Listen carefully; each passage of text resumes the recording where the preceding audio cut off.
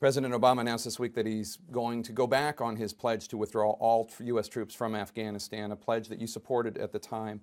If elected, you would inherit 5,500 U.S. troops still in Afghanistan. Can you pledge that you would get all of them out of Afghanistan by the end of your first or second term?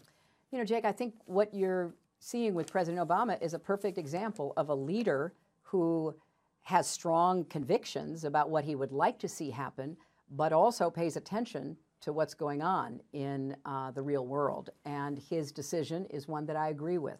I will not sit here today and say what I would do upon taking office because, again, we want to bring our troops home. We certainly don't want them engaged in on-the-ground combat. We want them to help support and train the Afghan army, and we want them to, continue to work with the government of Afghanistan to try to help strengthen security for them. So I can't predict where things will be in January of 2017, but I support the president's decision. You're scheduled to testify before the Benghazi Committee at the House of Representatives in a few days. What are you expecting and how are you preparing?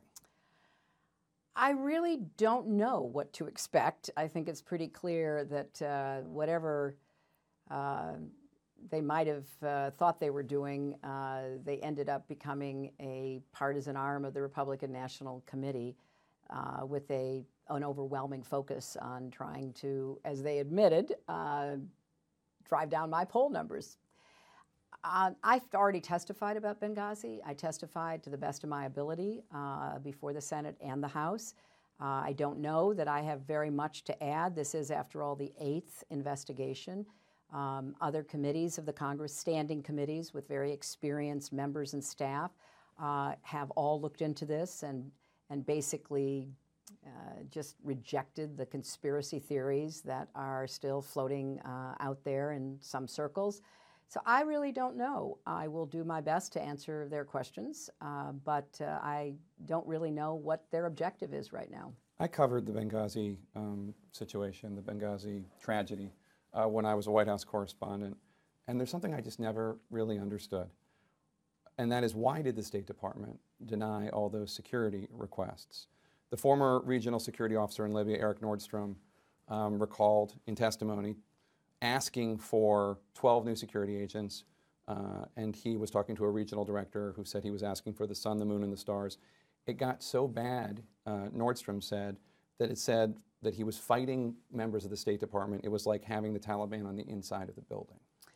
Well, the Accountability Review Board that I commissioned went into this in great detail, and they made some recommendations. I know, but I guess the question is why, though? Why didn't the security requests, why weren't they made? Well, that was left to the security professionals, Jake, and in the reports, the ones that have been done that were non-political and independent in their efforts to try to sort this through, I think concluded that the security professionals in the State Department had to look worldwide and had to make some tough decisions. That's why we don't inject politics into it. That has to be what the professionals are deciding. And there were a lot of different opinions, and that's understandable. There's tough decisions that have to be made.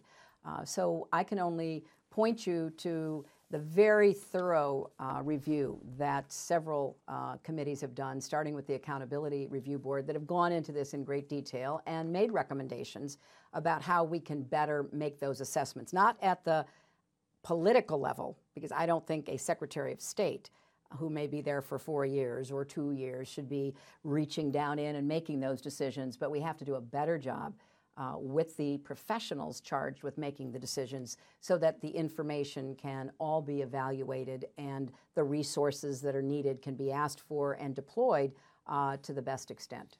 I know Bernie Sanders said that, quote, the American people are sick and tired of hearing about your damn emails. But there are a lot of people who are not. Well, including FBI officials looking into whether national security was compromised because of this server. And this is something else that is very confusing to me. With all your experience, why wouldn't you anticipate that over the course of 4 years, handling very sensitive diplomatic negotiations, overseeing military interventions and surveillance, why wouldn't you anticipate that something classified, whether about North Korea or Iran or drones or an informant for the CIA, that it wouldn't be emailed to you? And why wouldn't you consider that having it on your personal account with some server in Colorado might be a potential risk?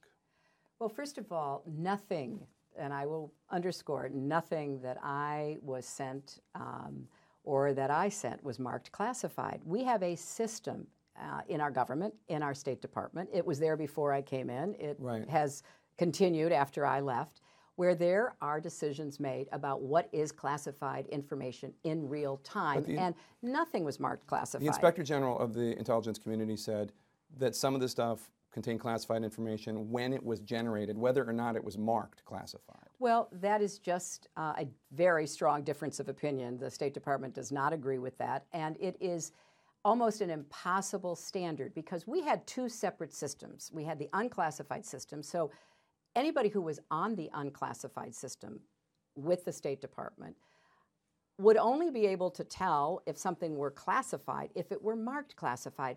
We dealt with classified information on a totally different system. Nobody had access to that from an unclassified device.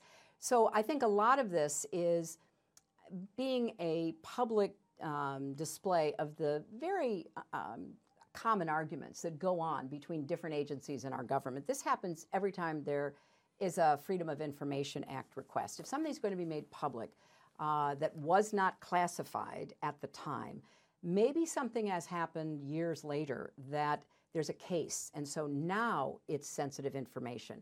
That's what's going on here. Different agencies are weighing in and saying, yeah, it wasn't classified, but we think that there is something in it that now we're going to say is sensitive. You know, at the time, there was nothing marked classified, and that is the fact that hasn't changed ever since. And you've said it was allowed too. Yes, it was. But who allowed it? It was allowed under the rules of the State Department, and again. So nobody signed off on it. No, it was allowed. One of my predecessors did the same thing. Others in our government have done the same thing at very high levels, because the rules did change after I left the State Department. But at the time and in prior years, the rules allowed it. But it never occurred to you when any of these emails coming in from Sid Blumenthal with very sensitive information? Sid Blumenthal was not a government employee or official. It would be like you sending me something, Jake. If I thought it had some interest to it, I might forward it on to somebody. But I would not expect you to be in a position to classify anything because you were not in that classification process. Neither was he. So he sent me stuff that he heard from people. You know, he's an old journalist and thought it was of interest. Some of it I sent on, some of it I didn't. I kind of made the judgment at the time.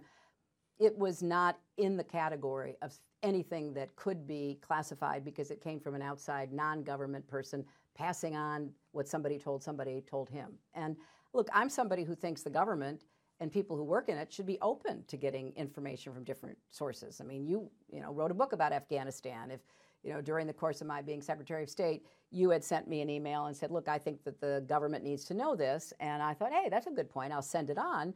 And then 6 years later, they say, oh my gosh, he was reporting sensitive information. Well, you didn't know that. And I certainly didn't know that. So I think that this is a complicated issue for even sophisticated folks to understand. And I just keep going back to, we had two different systems. I dealt with classified information very carefully and seriously. I usually met with people to discuss it.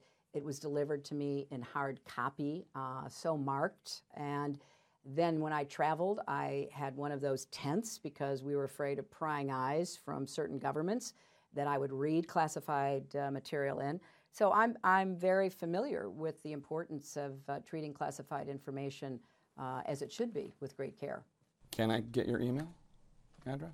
Yeah, sure. You want to send me something that might be interesting? I'm just wondering, just for the future. I haven't had that kind of relationship with you, but if that was like a hidden offer. Yeah, sure. And you could give me, what you hear politically. I might make use of it. Sure. Madam Secretary, thanks so much for your time. I really appreciate it. Great. Nice to talk to you. Congratulations on the debate. Thank you. Thank you very much.